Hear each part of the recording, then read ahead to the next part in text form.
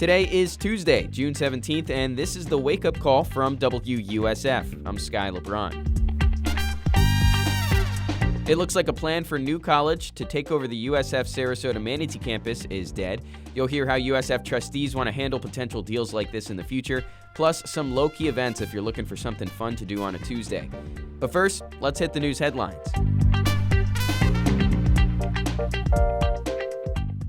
Floridians still want human interaction when talking about their mental health.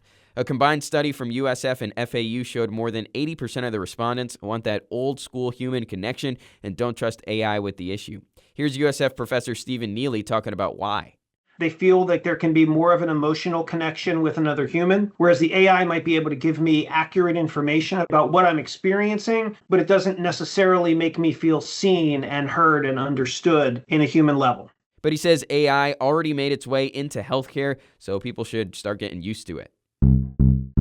The Sarasota Ballet is losing half its dancers after the season. The dancers leaving are calling it a toxic work culture with low morale. Some were interviewed by the Suncoast Searchlight and talked about their work conditions, and you could check that out and what they had to say at WUSF.org.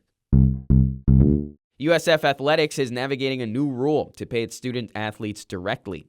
Athletic Director Michael Kelly says that new pot of money will come from different sources like donations, program revenue, and its upcoming on-campus stadium. It comes from raising money, it comes from finding deals from sponsors, and it comes from new revenue generation aspects, which are all things we've been working really hard on, particularly as we gear toward the stadium, as you might imagine. That's a big, big thing. That shiny new stadium is slated to open before the 2027 football season.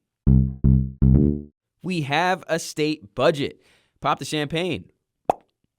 Hey, that was a pretty good sound for it, just coming from my mouth. Last night, lawmakers okayed the $115 billion plan. It was just about 6 weeks behind schedule, no biggie. This new budget has tax holidays for back-to-school season, along with hunting and fishing gear. It has tax exemptions for items like batteries and generators, items you need during a hurricane.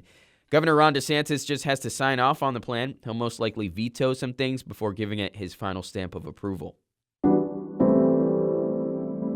A huge story for this area earlier this year was New College potentially taking over the campus of USF Sarasota-Manatee.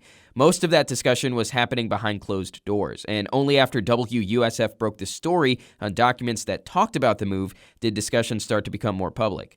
Now that idea looks like a dead one after community support for the USF campus came in droves, and going forward, USF leaders say they don't want any more secret talks about drastic changes like that. WUSF's Carrie Sheridan broke the story. She's been covering it since day one.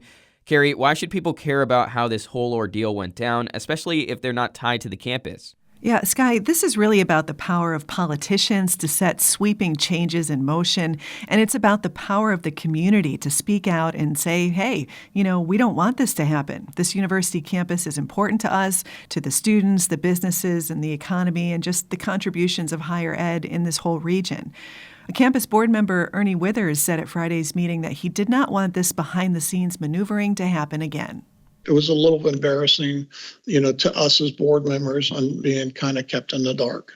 And so we just want a little bit more transparency, I think, if we're going to do this and fight for our community. Now, all of this came about when Governor Ron DeSantis said he wanted to have New College take over the Ringling Museum of Art.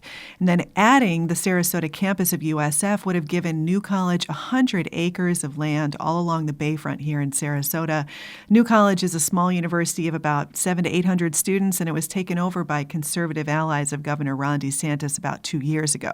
So we know that no bills were filed on this year, but we also know the issue's not dead. And some of the USF campus board members, like Withers, said USF should take the lead if it comes up again. USF Sarasota-Manatee campus is a $40 million campus. It graduates students in nursing, business, hospitality, and more.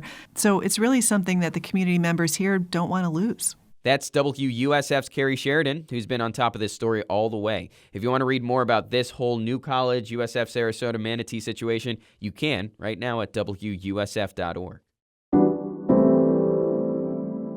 Here are a couple of events happening every Tuesday, so if you can't make it today, maybe add it to the list. First off, Gulfport's Fresh Market starts Tuesdays at 9 in the morning on Beach Boulevard. There's local produce, food, soap, jewelry, different types of art. And get this, local musicians play while you check out the wares, so that's pretty cool. The Two Shepherds Tap Room in Tampa offers Trivia Tuesday starting at 7 in the evening. The top 3 teams win gift cards and it's free to play. This place is incredibly dog friendly. You'll rarely find someone there without a dog. They have a bunch of dog murals on the wall. So bring your pup, but I wouldn't count on your pup helping you with the trivia questions. They're probably more interested in how the dog at the next table smells. And just for tonight, Sarasota offers a pop-up tour at Circa St. Armand's Beachside. It's free from 5 to 8. Local artist and actor Darnell Kirkwood runs the showcase and hopes people will check it out and talk to him about his abstract pieces. And here's a bit of trivia. Darnell was in the cast of Top Gun Maverick a couple years back. That's it for Tuesday's Wake Up Call from WUSF. Hope you have a terrific time chugging along through another week. Make sure you subscribe to the podcast, give it a rating, let us know what you think. Also be sure to sign up for our Wake Up Call newsletter. It's just like us, but without the cool music.